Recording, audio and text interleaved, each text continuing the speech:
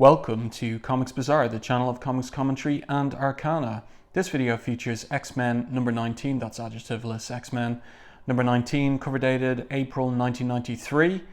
And this is a very eye-catching, striking cover featuring an enraged Colossus ripping up this contraption around this little girl who long-time readers, of course, would recognize is Illyana, de-aged Illyana after the events of Inferno. An interesting artistic choice here to keep the blue team in the corner box yellow and orange, so as to complement the red, yellow and orange colors on this dramatic cover. And the cover caption question is, what price innocence?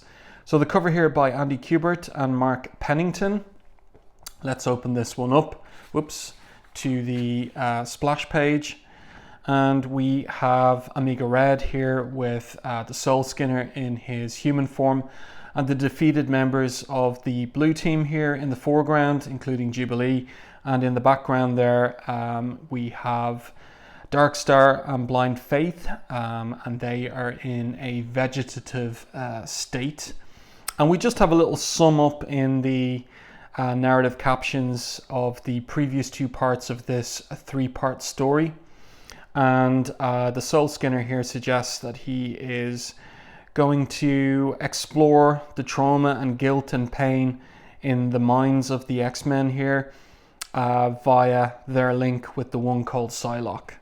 So if I turn the page here, we see this two-page spread, a collage of all of the different traumas of the different X-Men.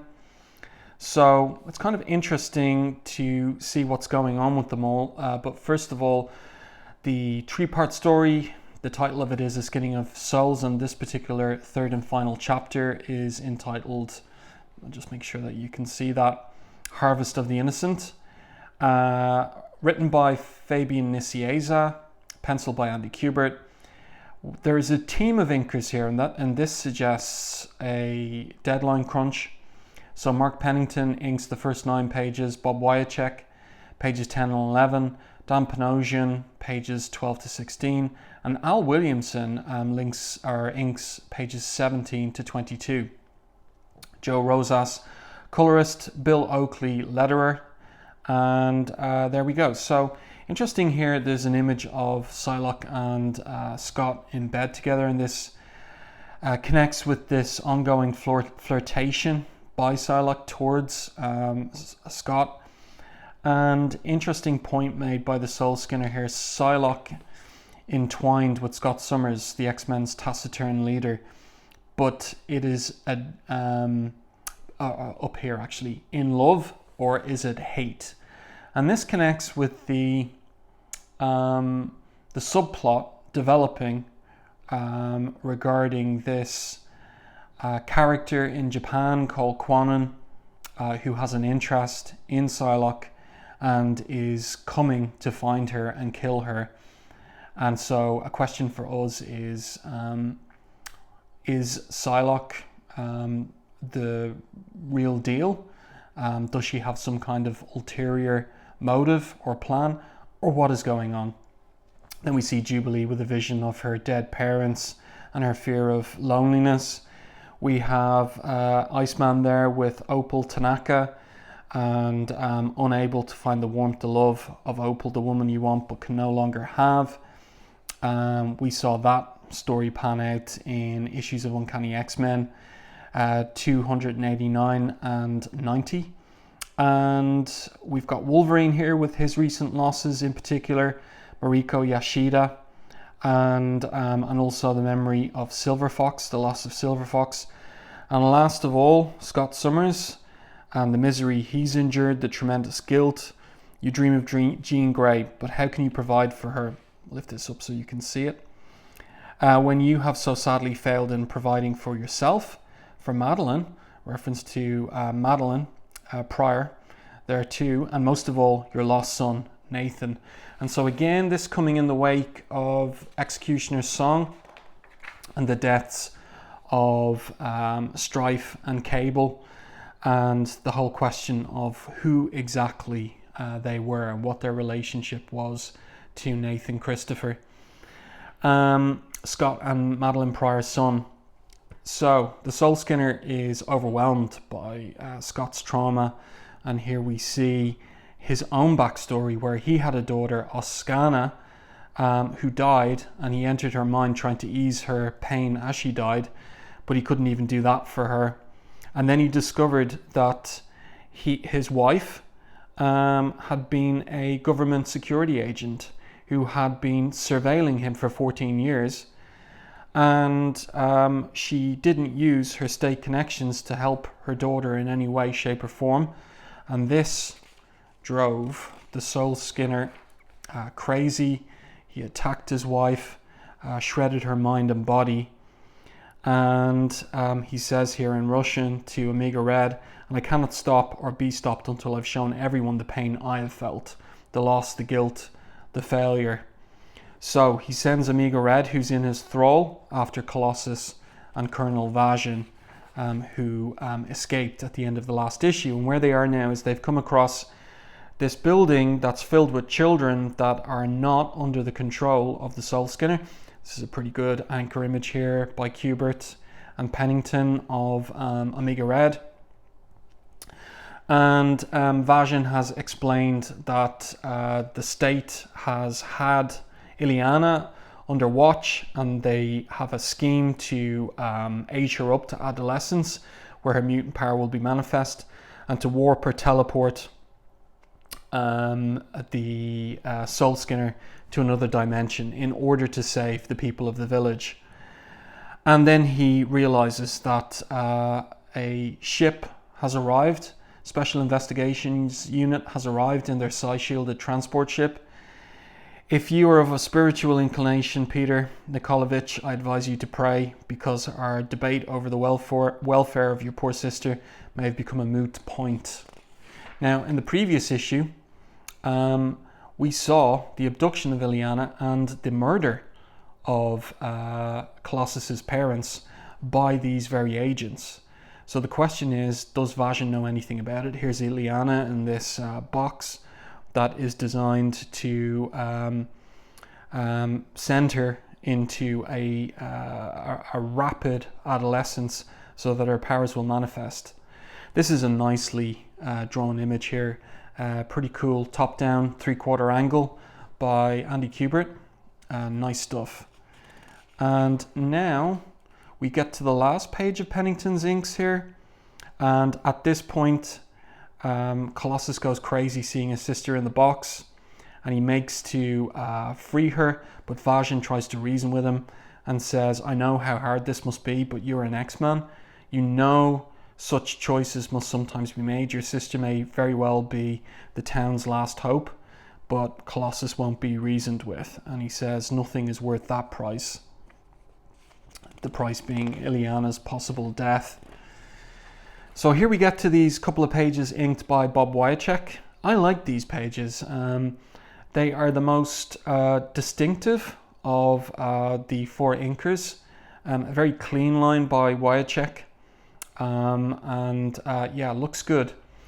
So Colossus races down, and he is getting ready to free his sister, but Vazhin continues to implore him and say, you are a student of Xavier's, you know the danger of evil mutants, it is the reason for your existence. I ask you, how in good conscience can you stop us?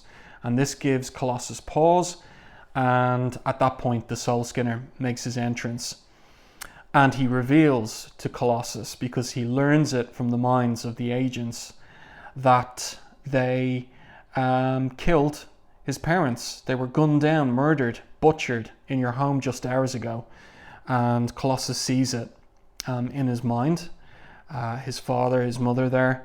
And of course, he is absolutely distraught by learning this. And then the scene switches to Professor X's school, and we've got the continuing flirtation between Gambit and Rogue recovering from being blinded by strobe during Executioner's Song. They're having some fun out there, and Beast, meanwhile, is observing them from inside the mansion. And in the previous issue of the title, he was looking for an audience with Professor X. Not the exact previous one, but issue number 17. He was looking for an audience with Professor X, and he was interrupted by Storm and Cannonball. And here we're getting insight into his thoughts back to a simpler, happier time for him at the school when he was first there. He says here, they play like they don't have a worry in the world, like we used to when we were their age. Hard to believe that as the original X-Men, we used to be so carefree, so innocent, so naive, he thinks. And the world is a darker, darker place. He's learned as he's grown older. And Jean Grey, one of the original X-Men, interrupts. And she invites him to speak about what's on his mind, because she says that she honestly didn't intend to read his thoughts, but his mood has been so obvious lately. So then Beast reveals partly what is the reason for his recent low mood, and it's the fact that he's approaching the big 3-0. He's about to turn 30. And Jean says to him, Hank, if you'd rather joke than talk, that's fine with me. But he says no. He'd love to talk. So she says she'll put some coffee on.